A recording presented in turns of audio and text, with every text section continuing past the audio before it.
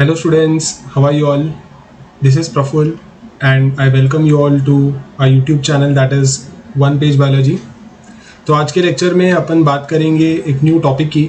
The name of the topic is conduction and mechanism of nerve impulse. तो dear students, ये topic जो है ये chapter number 22 neural control and coordination, इस chapter में से ये टॉपिक है. तो ये काफ़ी इंपॉर्टेंट चैप्टर है. So let's understand this concept of conduction of nerve impulse. So dear students, first of all let us understand कि nerve impulse होता क्या exactly.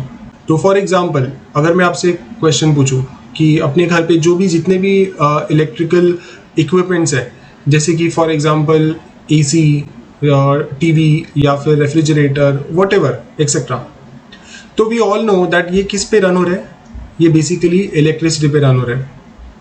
Now the question is कि ये जो इलेक्ट्रिसिटी है ये एग्जैक्टली किस में से पास हो रही है. सो आई एम श्योर कि आप लोग को इसका आंसर पता है. The answer is nothing but the wires.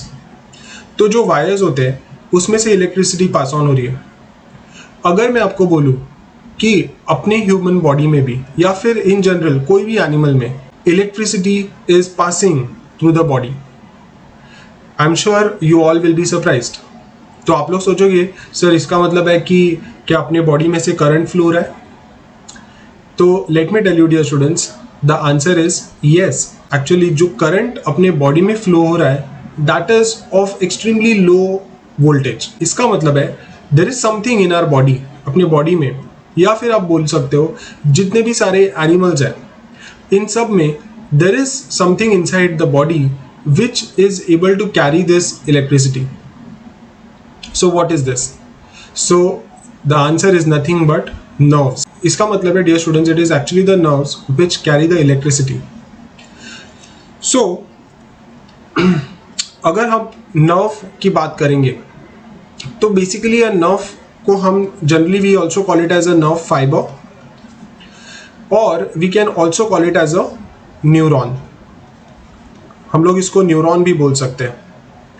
अच्छा, सेम चीज इसको अपन कभी कभी नर्व सेल भी बोल सकते हैं. तो ये तीन अलग अलग नाम है. It is called as a nerve fibre, a neuron या फिर नर्व सेल. इनका काम क्या है? It is mainly to carry, in biological language हम लोग इसको इलेक्ट्रिसिटी नहीं बोलेंगे, we will call it as nerve impulse. So what are we going to call it as? Nerve impulse. Okay dear students, तो अपने को अभी इतना पता चल गया है कि इन लिविंग बॉडी या फिर एनिमल्स के केस में impulse is nothing but electricity जो कि अपने बॉडी में फ्लो हो रहा है. तो जैसे कि इस टॉपिक में हम लोग समझेंगे कि एग्जैक्टली ये इम्पल्स होता क्या है, क्योंकि हमने इसको इलेक्ट्रिसिटी तो बोल दिया बट अपने को ये नहीं पता है कि ये एग्जैक्टली इलेक्ट्रिसिटी जनरेट कैसे होती है. So the question is what is a nerve impulse, right? ये क्वेश्चन है. Let us try to understand. तो सपोज डियर स्टूडेंट्स, मैं आप लोग के सामने एक सिंपल एक्सॉन ड्रॉ करना चाहूंगा. Suppose this is part of a neuron जिसको हम लोग एक्सॉन बोल रहे हैं, राइट? ओके डियर स्टूडेंट्स, ये जो बाहर का जो पार्ट है, कवरिंग है, इसको we call it as a, this is nothing but a axon membrane. इसको क्या बोलते हैं हम लोग? Axon membrane. तो जैसे हर एक सेल की जो कवरिंग है उसको हम लोग सेल मेम्ब्रेन बोलते हैं या प्लाज्मा मेम्ब्रेन बोलते हैं, सेम वे में न्यूरॉन के कवरिंग को we can call it as axon membrane. तो आउटसाइड द एक्सॉन, जैसे कि हमने बोला कि ये जो पार्ट एक्सॉन है, तो आउटसाइड जो एक्सॉन होता है there is a particular fluid. जैसे ये जो पार्ट है, यहाँ पे मैं डॉट डॉट्स ड्रॉ कर रहा हूँ, तो this portion which I am drawing, this part is called as actually a fluid. There is a fluid. ये एक्सॉन के बाहर एक फ्लूइड होता है जिसको हम बोलते हैं एक्स्ट्रा सेल्यूलर फ्लूइड. ठीक है, मैंने इसमें इसको शॉर्ट में मैंने लिख दिया है ECF. आप लोग नोट करके रख सकते हो. It is called as extra cellular fluid. Okay, अच्छा, और जो अंदर का पार्ट है, दिस पोर्शन जो कि एक्सॉन के अंदर का फ्लूइड है, that is called as axoplasm. तो डियर स्टूडेंट, जैसे कि अपन ने यहाँ पे डिवाइड किया है, यहाँ पे न्यूरॉन को मैंने डिवाइड किया है दो कंपार्टमेंट्स में। Let us assume that this is side A and this is side B. Okay, इसको साइट ए मैं बोल रहा हूँ और दिस इज साइट बी। अभी अपने को समझेगा कि इंपल्स कैसे बनता है। तो ये जो ए साइट है उस पर फोकस करेंगे। तो डियर स्टूडेंट्स, एग्जैक्टली अगर अपन देखें तो एक्स्ट्रा सेल्यूलर फ्लूइड और इंट्रासेल्युलर फ्लूइड यानी कि एक्सोप्लाज्म, इन दोनों के केस में, इन दोनों में भी there is some ions which are present. इनको हम बोल सकते हो रिलेटिव प्रोपोर्शन ऑफ आयंस। मतलब जैसे कि अभी यहाँ पे जो फ्लूइड है जिसको हम लोग एक्स्ट्रा सेल्युलर फ्लूइड बोल रहे हैं, इसके अंदर होते हैं मेजरली सोडियम आयंस। कौन से आयंस होते हैं? Sodium ions. और ये जो अंदर का फ्लूइड है एक्सोप्लाज्म, इसके अंदर होते हैं mostly potassium ions. Correct? Okay, तो बाहर की तरफ है सोडियम आयंस, अंदर की तरफ है पोटेशियम आयंस। प्लस ये जो एक्सोप्लाज्म है, इसके अंदर there are also some negatively charge proteins. कौन से प्रोटीन्स होते हैं? Negatively charge proteins. अभी एक स्टेप आगे बढ़ते हैं डियर स्टूडेंट्स। तो अभी जब ये एक्सॉन नॉर्मल स्टेट में होता है, suppose this is an axon, और ये यहाँ पे वापस से मैं साइट ए आप लोगों को दिखा रहा हूँ, and let's say that this is side B. Okay, तो जैसे कि मैंने बोला कि जो बाहर का फ्लूइड है उसमें कौन से आयंस है? सोडियम। और जो अंदर का फ्लूइड है उसमें कौन से आयंस है? Potassium, plus there are some negatively charge proteins. अभी होता क्या है, जो नॉर्मल स्टेट है डियर स्टूडेंट्स, ये आपको एक चीज समझना है। तो नॉर्मल स्टेट में क्या होता है, ये जो सोडियम आयंस है ये बाहर ज्यादा है, इनका रिलेटिवली कॉन्सेंट्रेशन कहां पे ज्यादा होता है? एक्स्ट्रा सेल्युलर में। तो यहाँ पे इनका concentration is high, so potassium is high inside compare to outside. और अभी फिलहाल ये इसमें कोई भी अभी सपोज इंपल्स पास नहीं हो रहा है। मतलब अगर suppose when we are in at a state of rest, तभी न्यूरॉन्स कैसे रहेंगे? तो न्यूरॉन्स भी suppose let's assume the condition कि हम लोग सोते समय, तो सोते समय तो हम लोग except of course our internal body जो भी ऑर्गन्स काम कर रहे हैं, but there might be some neurons in our body जो कि हमारे एक्सट्रीमिटीज में है, जो भी हमारे सरफेस लेवल पे है, स्किन से स्किन को सप्लाइड कर रहे हैं, तो वो सारे न्यूरॉन्स रेस्टिंग स्टेट में। तो ऐसे न्यूरॉन्स रेस्टिंग स्टेट में क्या होता है? तो अगर आप रेस्टिंग स्टेट में अगर बात करोगे, तो जैसे कि हमने बोला कि बाहर सोडियम आयंस का कॉन्सेंट्रेशन ज्यादा है और अंदर जो है पोटेशियम आयंस का कॉन्सेंट्रेशन ज्यादा है। अच्छा, ऐसे टाइम पे क्या होता है, there is something called as active transport neuron level. Active transport का मतलब क्या एग्जैक्टली? फॉर एग्जाम्पल, जैसे डे टू डे लाइफ में मेरे को एक चीज बताओ, हम लोग जब भी स्टेयर से ऊपर की तरफ जा रहे हैं तो हमें कब ज्यादा एनर्जी लगती है? जब भी हम लोग ऊपर की तरफ जा रहे हैं स्टेयर से, या फिर हम लोग नीचे आ रहे हैं स्टेयर से? इन कौन से सिचुएशन में अपने को एनर्जी ज्यादा लगती है? तो जाहिर सी बात है आप लोग एग्जैक्टली इसका आंसर दे पा रहे हो। What is the answer? जब भी हम लोग ऊपर जा रहे हैं। क्यों? बिकॉज जब भी हम ऊपर जाते हैं तो वहां पे अपने मसल्स को ज्यादा एनर्जी जनरेट करनी पड़ती है, राइट? सेम वे में अगर आप यही सेम सिनारियो अगर आप आयंस के केस में आप देखते हो, या फिर आप कोई भी मॉलिक्यूल के केस में आप देखते हो, तो जब भी मॉलिक्यूल्स लो कॉन्सेंट्रेशन से हाई कॉन्सेंट्रेशन की तरफ मूव हो रहे हैं, तो जाहिर सी बात है तभी एनर्जी लगने वाली है।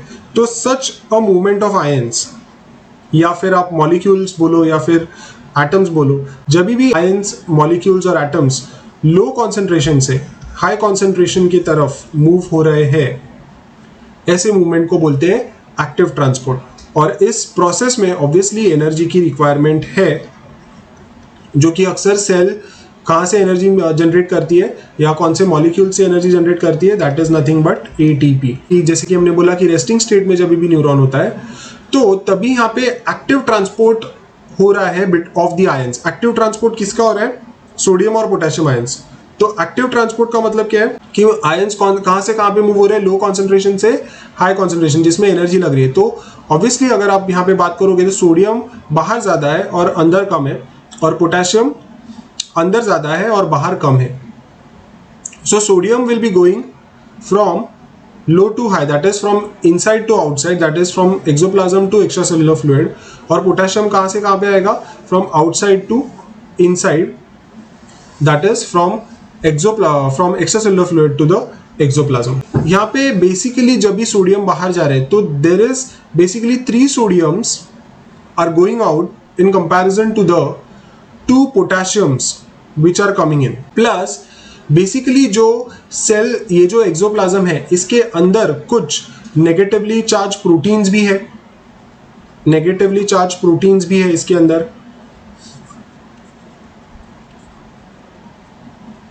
करेक्ट? तो इसका मतलब है जो अंदर एक्सोप्लाज्म के अंदर जो ओवरऑल चार्ज बन जाता है, क्योंकि हमने कहा कि यार 3 सोडियम के बदले सिर्फ 2 ही पोटेशियम अंदर आते हैं, और प्लस ये जो एक्सोप्लाज्म है इसके अंदर कुछ नेगेटिवली चार्ज प्रोटीन्स भी है, इसके वजह से जो अंदर का नेट चार्ज जो बन जाता है दैट इज बेसिकली नेगेटिव. तो ये जो नेट चार्ज होता है इट इज अराउंड, ऑब्वियसली ये एक्सपेरिमेंट की मदद से फाइंड आउट कर दिया है, तो इट इज अराउंड -70 मिलीवोल्ट्स. तो ये बेसिकली न्यूरॉन के अंदर का चार्ज है guys, which is at a normal state. जब भी वो रेस्टिंग स्टेट में होता है तो अंदर कितना चार्ज होता है? -70 मिलीवोल्ट्स. और ये चार्ज बेसिकली इसको ही हम क्या कहते हैं? This is known as nothing but resting potential. इसको बोला जाता है रेस्टिंग पोटेंशियल. अभी वापस से मैं बात कर रहा हूं. Suppose this is again site A and site B. Okay, तो डियर स्टूडेंट्स, जैसे कि हमने बोला कि रेस्टिंग स्टेट में अंदर जो था वो नेट चार्ज क्या हो रहा है? नेगेटिव, जो कि कितना है? Around -70 millivolt. जैसे ही कोई भी स्टिमुलस आया, सपोज ये साइड पे ए पे, तो तुरंत से क्या होगा? जैसे कि हमने बाहर कौन से आयंस बोले थे? सोडियम, और अंदर कौन से थे? पोटेशियम. जैसे यहाँ पे स्टिमुलस आता है तो तुरंत इमीडिएटली यहाँ से सोडियम आयंस बाहर से अंदर की तरफ आना शुरू करेंगे और पोटेशियम आयंस बाहर जाना शुरू करेंगे, करेक्ट? और वो जो बेसिकली आप बोल सकते हो कि रेशो जो सोडियम और पोटेशियम आयंस का है वो तो सिमिलर रहेगा कि ज़्यादा सोडियम आयंस, मतलब अभी यहाँ पे नेट 3 सोडियम आयंस जो कि वो अंदर आ रहे हैं और 2 पोटेशियम आयंस बाहर की तरफ जा रहे हैं, राइट? तो बट यहाँ पे अभी एक्टिव ट्रांसपोर्ट नहीं हो रहा है, यहाँ पे अभी क्योंकि हायर टू लोअर कॉन्सेंट्रेशन ही जा रहा है, तो ज्यादा सोडियम आयंस अंदर आएंगे और पोटेशियम आयंस बाहर कम जाएंगे. क्योंकि अभी ज्यादा सोडियम आयंस अंदर आ रहे हैं तो जो अंदर का नेट नेगेटिव चार्ज था पहले, जो कि कितना था? -70. ये नेट नेगेटिव चार्ज कम होते जाएगा और अल्टीमेटली ये पॉजिटिव चार्ज बनते जाएगा. तो ये -70 से जैसे ज्यादा सोडियम अंदर आएंगे तो ये ऑलमोस्ट पॉजिटिव हो जाएगा and it will become almost +45 मिलीवोल्ट्स तक ये चला जाता है. तो ये जो स्टेट है जहां पे साइट ए हैज बिकम 45 मिलीवोल्ट्स, मतलब अभी अंदर कैसा हो गया? ये साइट ए क्या हो गया है? पॉजिटिव. सो इसको बोलते हैं रिवर्स पोलैरिटी, मतलब जो चार्ज है न्यूरॉन का ये अपोजिट हो रहा है. समझ रहे हो? नॉर्मल रेस्टिंग स्टेट में कैसे था? बाहर पॉजिटिव और अंदर नेगेटिव. बट अभी जैसे ही यहाँ पे स्टिमुलस आता है तो अभी क्या हो जा रहा है? अभी अंदर की तरफ पॉजिटिवली चार्ज हो रहा है और बाहर की तरफ नेगेटिवली चार्ज हो रहा है. तो बेसिकली बाहर नेगेटिव है, अंदर पॉजिटिव है, मतलब अभी क्या हो गया? न्यूरॉन का चार्ज अपोजिट हो गया है, क्योंकि रेस्टिंग स्टेट में जो रेस्टिंग पोटेंशियल हमने देखा था वहां पे अंदर नेगेटिव था और बाहर पॉजिटिव था, अभी उल्टा हो गया. तो ये स्टेट को जब ये अंदर पॉजिटिव हो रहा है और बाहर नेगेटिव हो रहा है, ऐसे स्टेट को बोलते हैं डीपोलराइज स्टेट. ठीक है, इसको अच्छे से समझना. This is known as depolarized state. इसको ही अक्सर दूसरे नाम से भी बोला जाता है, that is called as action potential. Getting my point? तो यहाँ पे 2 अलग अलग नाम है, एक तो डीपोलराइज स्टेट, दूसरा क्या है? Action potential. सेम है, या फिर सिंपल वर्ड में अगर आप एनसीईआरटी देखोगे तो इसको और एक नाम से भी बोला गया है, दैट इज नथिंग बट, इसको इन्होंने क्या बोला है? Nerve impulse. तो डियर स्टूडेंट्स, अभी आपको ये समझ में आ गया होगा कि इंपल्स क्या है. इंपल्स क्या है? इंपल्स इज नथिंग बट जब भी ये जो न्यूरॉन का जो स्टेट होता है, ये जब भी इसका जो नेचुरल स्टेट क्या है? नेचुरल चार्ज कैसा होता है? मेम्ब्रेन की तरफ, बाहर की तरफ पॉजिटिव और अंदर की तरफ नेगेटिव. बट जब ये चेंज हो जाता है, क्यों चेंज होता है? क्योंकि वहां पे कोई स्टिम्युलस आ गया, और जैसे ही स्टिम्युलस आता है तो बाहर की तरफ नेगेटिव हो जाता है और अंदर की तरफ पॉजिटिव होता है। एंड वी सॉ कि ये क्यों हो रहा है? क्योंकि it is because of the movement of ions. तो ये जो रिवर्स पोलैरिटी है, रिवर्स पोलैरिटी, इसको ही हम लोग इम्पल्स बोल रहे हैं। तो ये जो स्टेट है, याद रखना, इसको एक इम्पल्स भी बोल सकते हैं, या फिर आप इसको डीपोलराइज स्टेट बोल सकते हो, या फिर एक्शन पोटेंशियल बोल सकते हो। ठीक है, अभी ये जो स्टेट है ये तो आगे भी बढ़ने वाली है, क्योंकि इम्पल्स सिर्फ एक जगह पे तो रुकता नहीं है। अपने को पता है कि जो इम्पल्स है वो न्यूरॉन से पास ऑन होता है। तो आपने सुना है कि जैसे किसी ने अपने को टच करता है, ये पता कैसे चल रहा है कि फ्रैक्शन ऑफ सेकेंड में अपने को पता चल रहा है कि टच हुआ है यहाँ पे। तो वो कैसे पता चला? क्योंकि जैसे ही टच हुआ तो स्टिम्युलस वहां पे इम्पल्स बन गया और वहां से न्यूरॉन ने पास ऑन किया, impulse is going to the brain. ठीक है, तो ब्रेन से जाके brain is processing the information what kind of impulse it is, and accordingly एक मूवमेंट भी आ रही है। अभी ये साइट ए जो है वो डीपोलराइज हो चुकी है। अभी आप ध्यान से देखना कि यहां से इम्पल्स आगे की तरफ बढ़ने वाला है, that is it is going to go from side A to side B. अभी अच्छे से समझते हैं इसको। अभी हमने बोला कि साइड ए तो डीपोलराइज हो चुकी है, बट जो साइड बी है ये तो नॉर्मली है ना, ये तो रेस्टिंग स्टेट पे ही है। आप समझ पा रहे हो इसको? तो इसका मतलब है अभी साइड ए डीपोलराइज हो गई है, बट बी तो रेस्टिंग पोटेंशियल पे ही है, मतलब नॉर्मल स्टेट में ही है। इसका मतलब है इन टर्म्स ऑफ चार्ज आप देखना, हमने बोला था कि डीपोलराइज स्टेट में अंदर की तरफ अभी पॉजिटिव हो चुका है और बाहर नेगेटिव था, राइट? बट अभी साइड बी पे अगर अपन जाए तो ये तो नॉर्मल स्टेट में, यहाँ पे तो अंदर नेगेटिव ही है, क्योंकि यहाँ पे कंपेरेटिवली कम पोटेशियम आयंस है और बाहर ज्यादा सोडियम आयंस है, तो बाहर पॉजिटिव है। ठीक है, तो अब क्या आप देख पा रहे हो डिफरेंस? तो side A is comparatively positive, side B is negative. इसका मतलब है करंट कहां से कहां पे फ्लो होगा। अगर आप इसको, यहाँ पे एक इंपल्स जनरेट हुआ है, इसको एक आप मिनी करंट के जैसे अगर आप अज्यूम करते हो, तो करंट अभी कहां से कौन से डायरेक्शन में जाएगा? भैया ये तो अपने को पता है, current always flows from positive to negative, क्योंकि यहाँ पे पॉजिटिव हो रखा है, मतलब क्या, यहाँ पे ज्यादा इलेक्ट्रॉन्स है, यहाँ पे कम इलेक्ट्रॉन्स है, तो यहाँ से impulse will always go from A side to B side. मतलब यहाँ पे इन सिंपल वर्ड्स जो इंपल्स है ये फ्लो हो रहा है साइड ए से साइड बी में। Getting my point, right? अच्छा, इसमें और एक चीज मैं आपको बता देता हूं, अगर आप बाहर सरफेस लेवल की अगर बात करोगे मेम्ब्रेन की, तो उल्टा हो रहा है। वहां पे basically membrane impulse is going from positive to negative, है ना, और अंदर की तरफ आप बात करोगे तो impulse is going from A to B. तो मतलब अभी बी वापस से जो रेस्टिंग स्टेट था उससे वो भी डीपोलराइज हो जाएगा।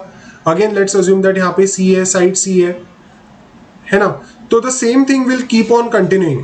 फिर साइड डी भी है, तो इसका मतलब है टिल द एंड, जब तक ये इंपल्स न्यूरॉन के एंड तक नहीं पहुंच जाता तब तक ये कंटिन्यूअसली फ्लो होते रहेगा। Such a movement of impulse, such a movement of impulse, इसको क्या बोला जाता है? This is known as wave of depolarization. इसको ही हम बोलते हैं wave of depolarization. Getting my point? अभी लास्ट चीज समझा रहा हूं एकदम फाइनल, ठीक है? तो ये वेव ऑफ डिपोलराइजेशन कब तक जाती है? Till the time it reaches to the ends of axon. Axon के एंड में क्या होते हैं? Axon terminals. चलो अभी लास्ट एक छोटू सा चीज बाकी था, वो एक्सप्लेन कर देता हूं। तो आप सोचोगे अभी डीपोलराइज होने के बाद बेसिकली जैसे ही हमने बोला कि इंपल्स आगे बढ़ता है, तो फिर क्या होता है? See this wave of depolarization it happens in a fraction of second, मतलब एक hardly fraction of milliseconds में इंपल्स आगे जा रहा है। तो तुरंत ही जैसे ही ये ए पार्ट डीपोलराइज हो गया, जैसे इंपल्स आगे बढ़ जाता है, तुरंत ही ये अपने नॉर्मल स्टेट में वापस आ जाएगा। मतलब a nerve will try to come back to its original state in a fraction of second. Impulse आगे चला गया और जो साइड डीपोलराइज थी वो वापस से नॉर्मल स्टेट में आ गई। मतलब नॉर्मल स्टेट में कैसे कि यहाँ पे जो ए साइड है ये वापस से, जैसे कि सोडियम अंदर आए थे और पोटेशियम बाहर चले गए थे। तो याद रखना यहाँ पे डियर स्टूडेंट्स, क्योंकि अभी डीपोलराइज स्टेट में अंदर सोडियम आयंस का कॉन्सेंट्रेशन ज्यादा था और पोटेशियम आयंस का बाहर कॉन्सेंट्रेशन ज्यादा था, right? So now what will happen once the depolarize state has gone, मतलब जैसे ही इंपल्स आगे बढ़ चुका है, तो अभी सिर्फ और सिर्फ potassium ions will start going outside. मतलब यहां से जो है पोटेशियम चैनल जो है, पोटेशियम गेट्स होते हैं डियर स्टूडेंट्स, जिसके मदद से potassium ions can go out. तो सिर्फ पोटेशियम आयंस बाहर की तरफ चले जाएंगे। And again because of this what will happen, जो नेट चार्ज है अंदर का ये ओवरऑल अगेन नेगेटिव हो जाएगा, ये नेगेटिव हो जाता है. And because of this basically जो साइट ए है ये वापस से पोलराइज स्टेट में आ जाएगा या फिर रेस्टिंग पोटेंशियल में आ जाएगा. And this state is again basically called as repolarize state. मतलब साइट ए क्या हो जाएगा, अगेन रीपोलराइज हो जाएगा. सो बेसिकली डियर स्टूडेंट्स, हमने देखा कि there are 3 states which we need to know. 3 states है न्यूरॉन के. एक तो नॉर्मल स्टेट जिसको हम लोग बोल रहे हैं रेस्टिंग पोटेंशियल, या फिर इसको ही हम लोग पोलराइज स्टेट बोलते हैं. तो ये कब होता है, जब भी कोई भी स्टिम्युलस या इंपल्स नहीं है न्यूरॉन के अंदर. दूसरा स्टेट आ जाता है that is called as depolarize state, which is also known as action potential, या फिर इसको हम लोग ने नर्व इंपल्स भी बोला था. और थर्ड जो स्टेट है, third state that is called as repolarize state, जो कि तुरंत जो न्यूरॉन है इंपल्स जाने के बाद वापस से नॉर्मल स्टेट में आ जाता है. That is called as repolarize state. Correct. तो ये तीनों भी स्टेट्स आई होप आप लोग को समझ में आए होंगे. डियर स्टूडेंट्स, आपको कोई भी डाउट हो तो please let me know in the comment section. If you have understood the topic, please like, share and subscribe to One Page Biology. To see you all in the next video with some other biology related concept, dear students. Take care of yourself. Thank you so much. Bye bye.